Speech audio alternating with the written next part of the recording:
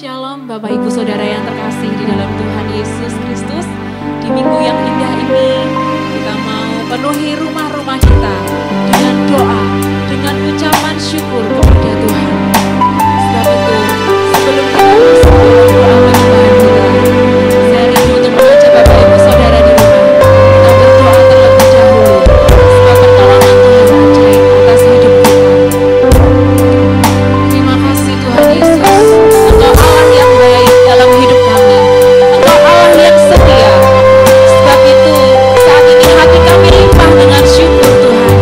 Kami rindu untuk memuji menyembah Engkau, kami rindu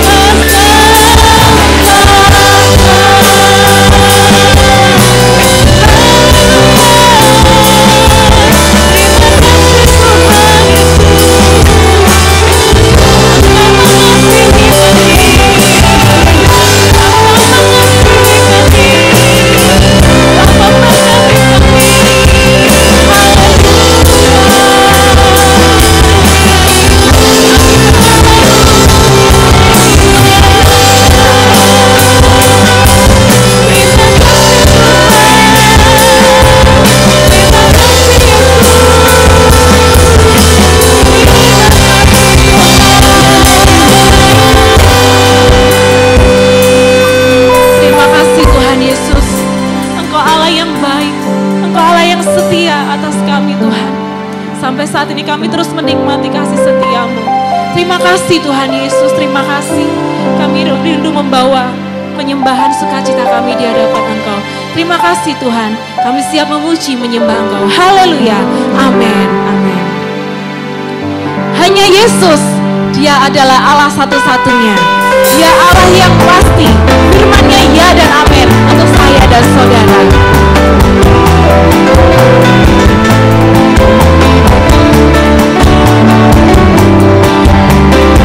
Biar bumi akan berlalu, biar bulan tak bercahaya lagi, biar langit akan bergoncang, matahari tak bersinar lagi, tetapi Tuhan Yesusku tak pernah ingkar janji.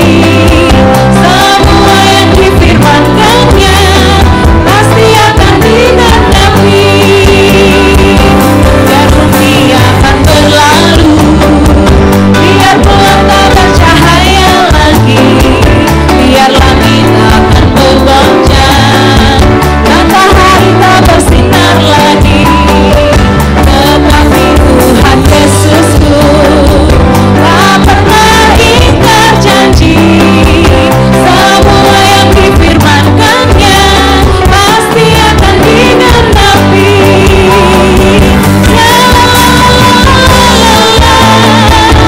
Aku cinta Yesus.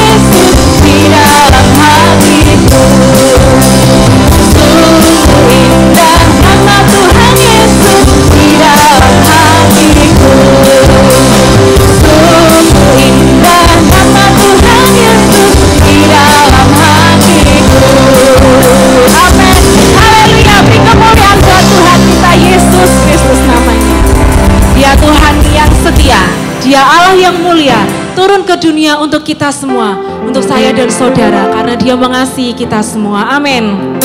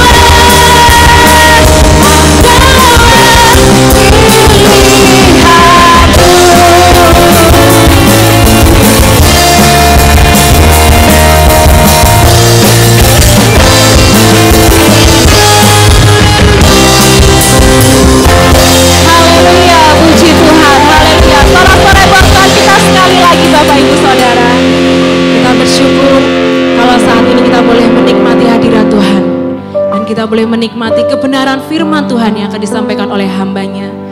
Kita percaya bahwa Tuhan menyelidiki setiap hati dan batin kita saat ini. Mari kita mau berikan hati yang terbaik untuk Tuhan. Karena Tuhan mau kita mengikuti setiap aturan, setiap keinginan lewat firman Tuhan. Dan biarlah hati kita penuh dengan firman Tuhan. Dan hati kita bisa untuk menerima firman itu. Dan kita bisa menjadi pelaku-pelaku yang hidup. Terima kasih Tuhan. Haleluya, Yesus Tuhan. Terima kasih Yesus. Kami bersyukur Tuhan. Tuhan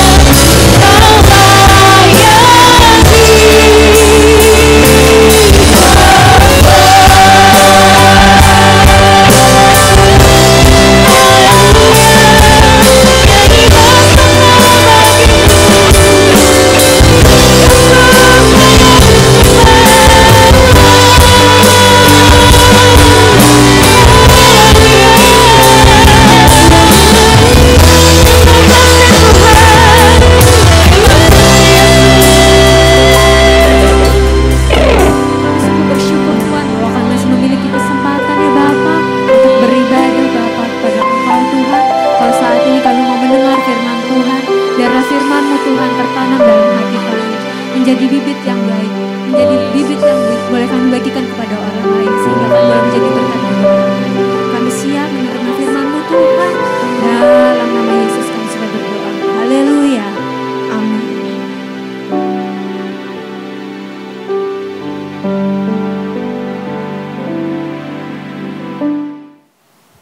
Selamat beribadah Bapak Ibu Saudara. Tuhan memberkati kita semua. Saat ini hal yang luar biasa untuk kita ketika kita bisa mendengar firman Allah. Firman Allah saat ini memberikan judul kepada kita adalah caraku mencelakakan aku. Seringkali kita membawa hidup ini tidak ikuti cara Allah, tidak hidup di dalam kehendak Allah, tidak hidup di dalam aturan dan peraturan yang Allah tetapkan. Tetapi seringkali kita hidup dengan cara kita sendiri. Dan saat ini kita mendengar firman Allah dengan judul caraku mencelakakan aku. Kita akan belajar dari tokoh yang terkenal, tokoh hebat, yaitu Ribkah dan Yakub. Kita akan buka Alkitab kita, bagaimana pesan Allah kepada Ribkah dan apa yang dilakukan oleh Ribkah dan Yakub. Kita akan baca Kejadian pasal yang ke-25 ayat yang ke-23. Demikian firman Tuhan, Kejadian 25 ayat 23. Firman Tuhan kepadanya, dua bangsa ada dalam kandunganmu dan dua suku bangsa akan berpencar dalam rahimmu. Suku bangsa yang satu akan lebih kuat dari yang lain dan anak yang tua akan menjadi hamba kepada anak yang muda. Sekali lagi, firman Tuhan kepadanya, dua bangsa ada dalam kandunganmu dan dua suku bangsa akan berpencar dari dalam rahimmu. Suku bangsa yang satu akan lebih kuat dari yang lain dan anak yang tua akan menjadi hamba kepada anak yang muda. Bapak Ibu Saudara, Ishak menikah umur 40 tahun. Ishak mempunyai anak umur 60 tahun. 20 tahun merupakan pergumulan yang panjang untuk Ishak sehingga Tuhan mengabulkan anak. Punya anak masalah, tidak punya anak juga ada masalah.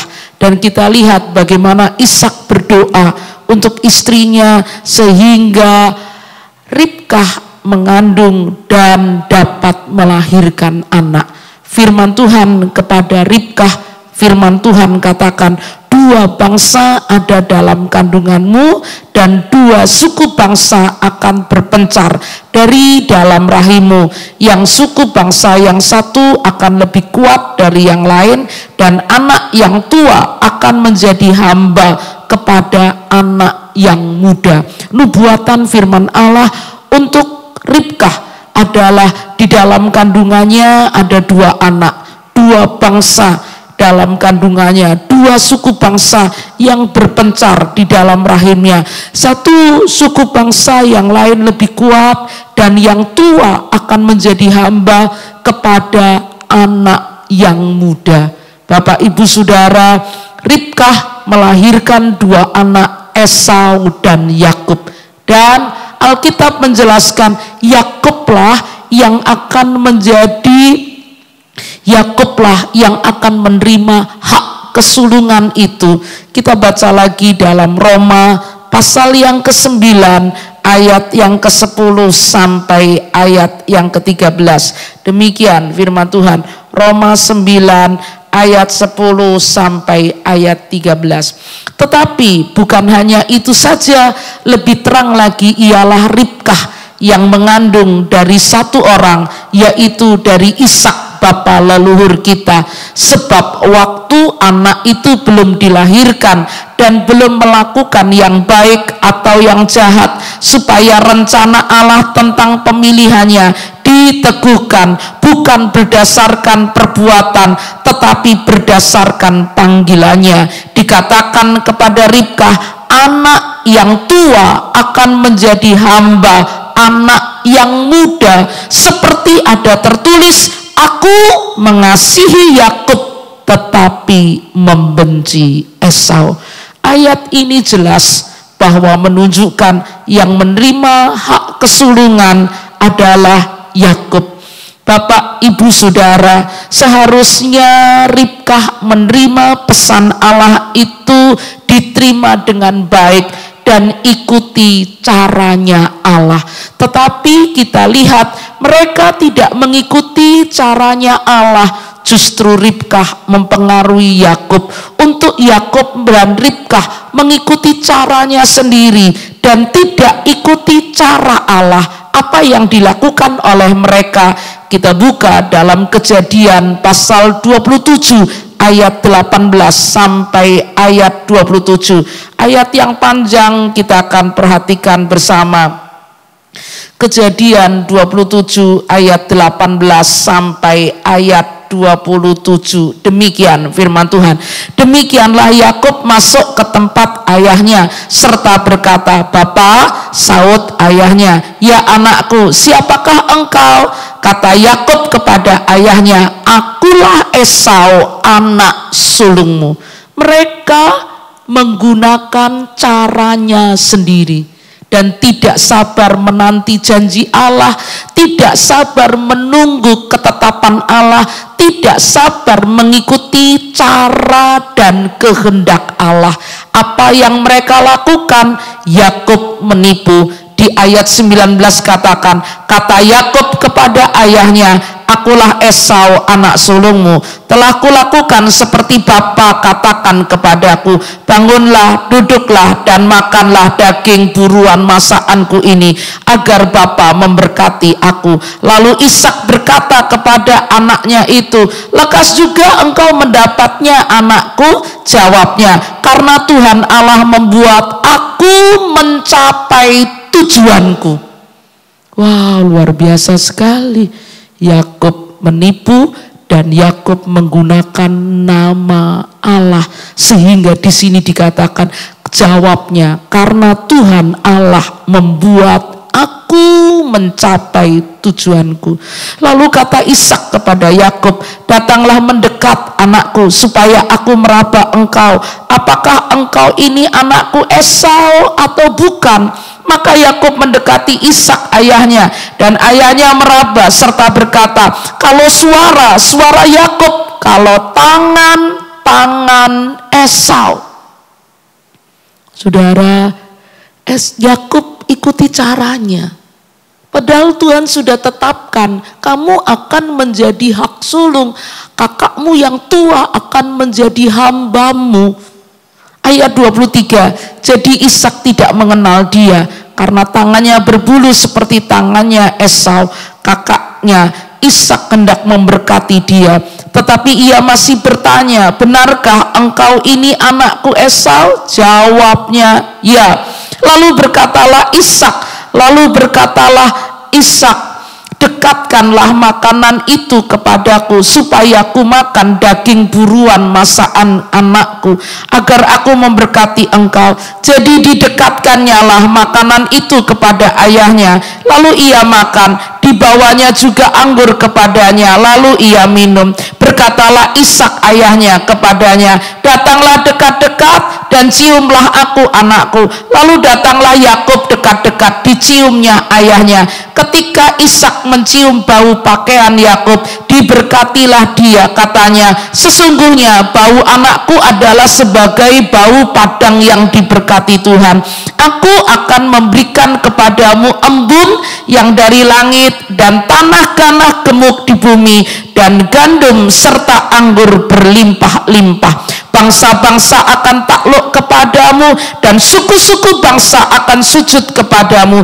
Jadilah tuan atas saudara-saudaramu dan anak-anak ibumu akan sujud kepadamu. Siapa yang mengutuk engkau, terkutuklah ia, dan siapa memberkati engkau, diberkatilah ia." Setelah Ishak selesai memberkati Yakub, dan baru saja Yakub keluar meninggalkan Ishak ayahnya, pulanglah Esau kakaknya dari berburu.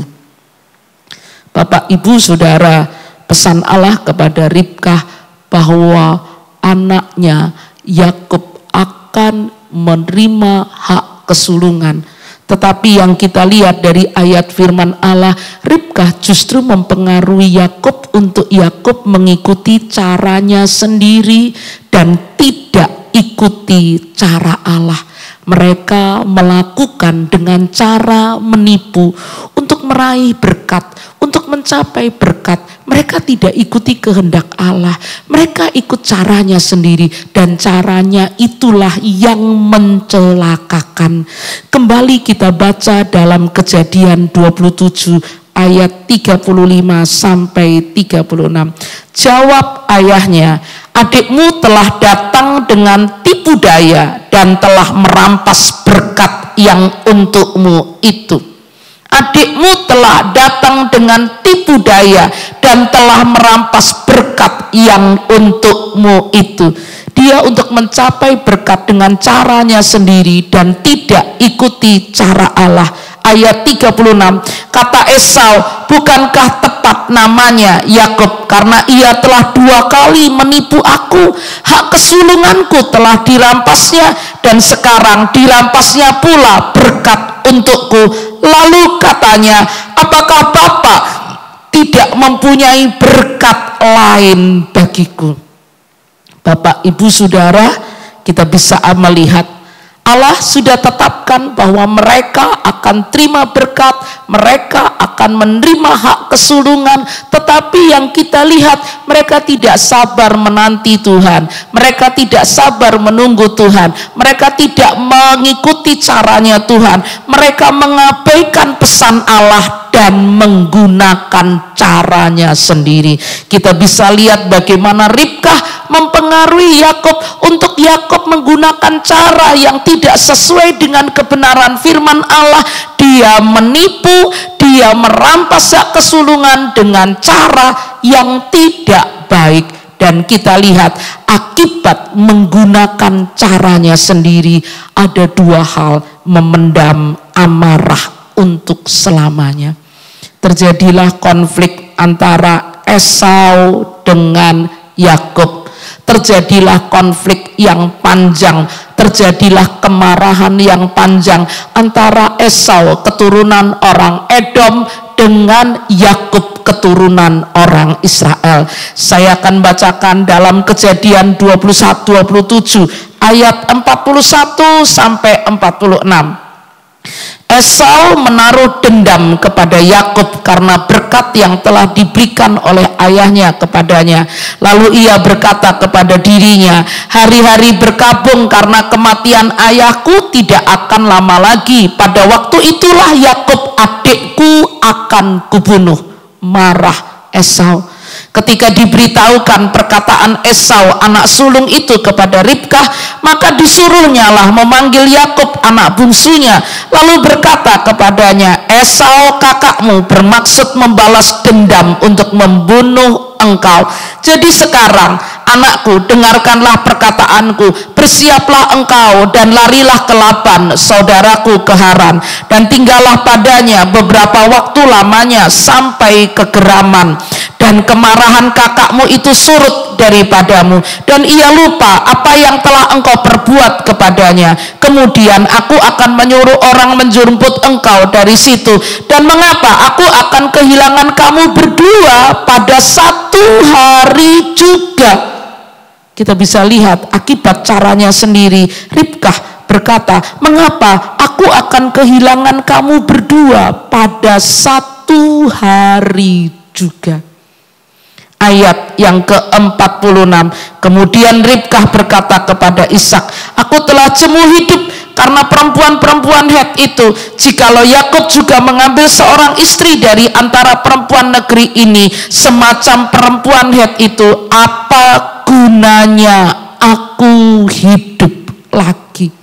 Kondisi yang sangat tidak baik akibat menggunakan caranya sendiri. Caranya sendiri itu mencelakakan dirinya sendiri. Apa yang terjadi? Ada kemarahan, memendam amarah untuk selamanya antara Esau dengan Yakub. Esau berkehendak ingin membunuh Yakub. Kita lihat keturunan Esau dengan bangsa Israel. Ketika bangsa Israel akan melewati wilayah Edom, di dalam Bilangan pasal yang ke-20. Bilangan 20 ayat yang ke-14 sampai ayat yang ke-21. Bagaimana ketika bangsa Israel keluar dari Mesir dan mereka akan melewati tanah Edom. Apa yang dilakukan oleh orang-orang Edom, oleh orang-orang keturunan Esau? Edom menolak permintaan orang Israel melalui negerinya. Bahkan kita baca di dalam Bilangan 20 ayat yang ke-18 sampai 21. Tetapi orang Edom berkata kepada mereka, tidak boleh kamu melalui daerah kami, nanti kami keluar menjumpai kamu dengan pedang. Lalu berkatalah orang Israel kepadanya, kami akan berjalan melalui jalan raya, dan jika kami dan ternak kami minum airmu, maka kami akan membayar uangnya, asal kami diizinkan lalu dengan berjalan kaki. Hanya itu saja.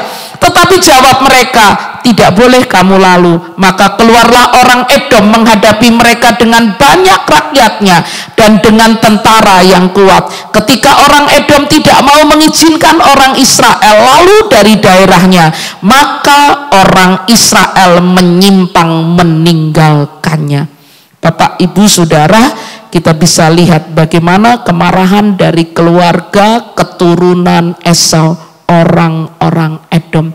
Lewat aja nggak boleh, bahkan mereka juga akan membayar ketika mereka minum air, ketika mereka melewat.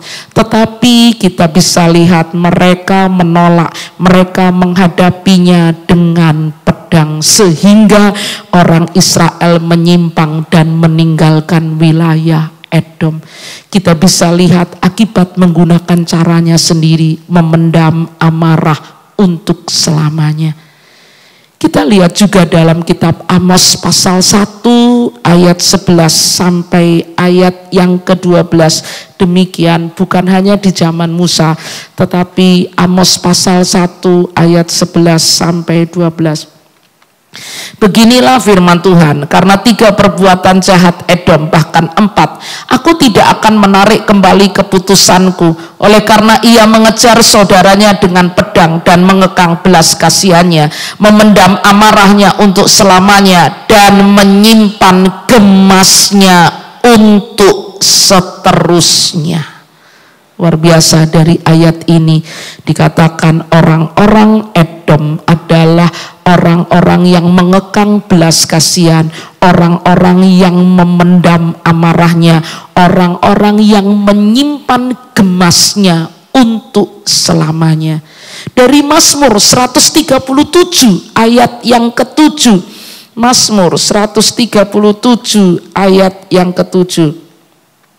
Demikian firman Tuhan, Mazmur 137. Ingatlah ya Tuhan kepada Bani Edom, yang pada hari pemusnahan Yerusalem mengatakan, runtuhkan, runtuhkan sampai ke dasarnya. Konflik itu tidak pernah selesai, kemarahan itu tidak pernah padam, terus mereka memendam amarah selamanya, dilatar belakangi oleh pribadi-pribadi yang melakukan dengan caranya sendiri, dilatar belakangi oleh Ribkah, dilatar belakangi oleh Yakub yang tidak ikuti kehendak Allah, yang tidak sabar menanti janji Tuhan, tetapi dia menggunakan caranya, dan justru caranya itu mencelakakan dirinya. Yang kedua, akibat menggunakan caranya adalah menuai buah penipuan. Yakub untuk mendapatkan berkat hak kesulungan bukan dengan cara Allah, tetapi dengan cara menipu, sehingga dia akan menuai apa yang ia tabur. Kita baca dalam Hosea pasal yang ke-12 ayat yang ke-4. Demikian firman Tuhan, Hosea pasal 12 ayat yang ke-4. Ia bergumul dengan malaikat dan menang. Hosea 12 ayat 4. Di dalam kandungan ia menipu saudaranya, dan dalam kegagahan ia bergumul dengan Allah. Ia bergumul dengan malaikat dan menang. Ia menangis dan memohon belas kasihan kepadanya. Di Betel ia bertemu dengan dia, dan di sanalah dia berfirman kepadanya. Ayat ini, di dalam kandungan ia menipu saudaranya. Buah penipuan itu dirasakan oleh Yakub ketika Yakub akan mendapatkan istri. Kita akan buka dalam Kejadian pasal 29 ayat yang ke-25. Kejadian 29 ayat yang ke-25. Demikian. Tetapi pada waktu pagi tampaklah itu Lea. Lalu berkatalah Yakub kepada Laban, apakah yang kau perbuat terhadap aku ini? Bukankah untuk mendapat Rahel aku bekerja padamu? Mengapa engkau menipu aku? Yang diharapkan adalah Rahel, tetapi yang kita lihat, apa yang diterima di awal adalah Lea. Dari sini kita bisa lihat apa yang dikatakan oleh Yakub, mengapa engkau menipu aku? Bukan hanya cukup sampai di situ, dari buah penipuan yang ia alami, menuai buah penipuan ketika saudara-saudaranya menjual Yusuf ke Mesir.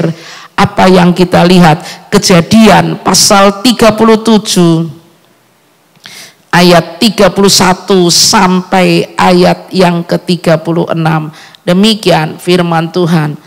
Kemudian mereka mengambil jubah Yusuf dan menyembelih seekor kambing, lalu mencelupkan jubah itu ke dalam darahnya. Jubah maha indah itu mereka suruh antar kepada ayahnya. Mereka dengan pesan, ini kami dapati, silahkan Bapak periksa apakah jubah ini milik anak Bapak atau tidak. Ketika Yakub memeriksa jubah itu, ia berkata, ini jubah anakku, binatang buas telah memakannya, tentulah Yusuf telah diterkam.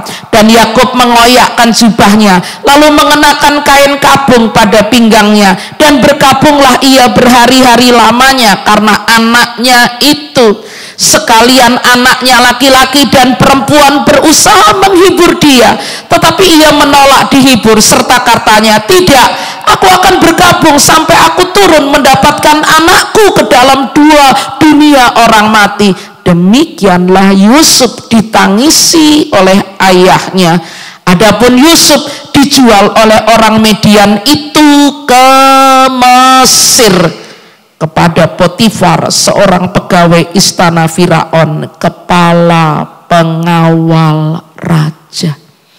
Yusuf dijual oleh saudara-saudaranya kepada orang Midian dan dibawa ke Mesir, dibawa kepada Potifar, seorang pegawai istana Firaun.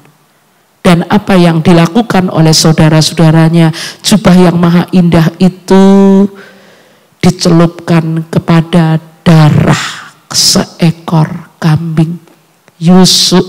Yakub tertipu lagi. Dia kehilangan Yusuf karena Yusuf dijual kepada saudara-saudaranya, oleh saudara-saudaranya kepada orang Mesir, kepada orang Midian itu ke Mesir. Tetapi saudara-saudaranya berkata kepada ayahnya bahwa jubah yang maha indah itu mereka suruh antarkan kepada kepada ayahnya. Mereka dengan pesan, ini kami dapati, silakan Bapak periksa apakah jubah ini milik anak Bapak atau tidak. Disangka ditipu bahwa Yusuf dimakan binatang buas, padahal Yusuf dijual ke orang Midian itu dan dibawa ke Mesir. Saudara, akibat menggunakan caranya sendiri, keadaan yang tidak baik. Akibat menggunakan caranya sendiri, kondisi hidup yang menyusahkan. Melalui pelajaran firman Allah saat ini kita mau belajar, jangan kita bertindak sendiri, ikuti aturan Tuhan. Tuhan memberkati kita, Tuhan menolong kita semua. Dan mari kita yang ada, kita memperhatikan pesan Tuhan. Jangan mengabaikan pesan Allah dan menggunakan caranya sendiri. Akibatnya kita menggunakan caranya sendiri, celaka yang terjadi. Kondisi hidup yang selalu ada di dalam konflik batin, konflik yang berkepanjangan, yang tidak terselesaikan, memendam amarah untuk selamanya, dan menuai buah penipuan. Kita mau belajar saat ini dan minta kepada Roh Kudus. Roh Kudus, mampukan aku untuk aku tunduk taat kepada aturan Tuhan, untuk aku ikuti cara Tuhan, dan untuk aku sabar menanti janji Tuhan digenapi dalam hidupku. Tuhan memberkati, Tuhan menolong kita semua. Kita berdoa. Terima kasih Tuhan buat firman-Mu. Ajarkan kami bersama melalui pelajaran firman Allah saat ini untuk kami hidup mengikuti cara Tuhan. Roh Kudus, mampukan kami untuk kami ikuti aturan Tuhan, untuk kami mau diatur oleh Tuhan, untuk kami sabar menantikan semua janji-Mu kepada kami.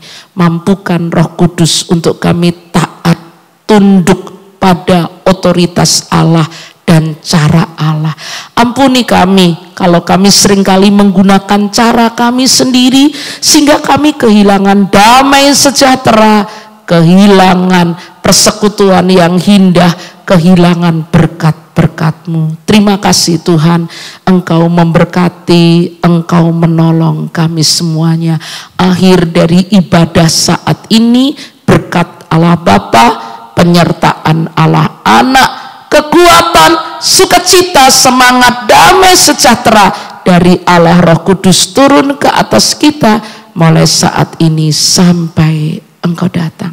Kami terima berkat ini di dalam nama Tuhan Yesus Kristus. Haleluya.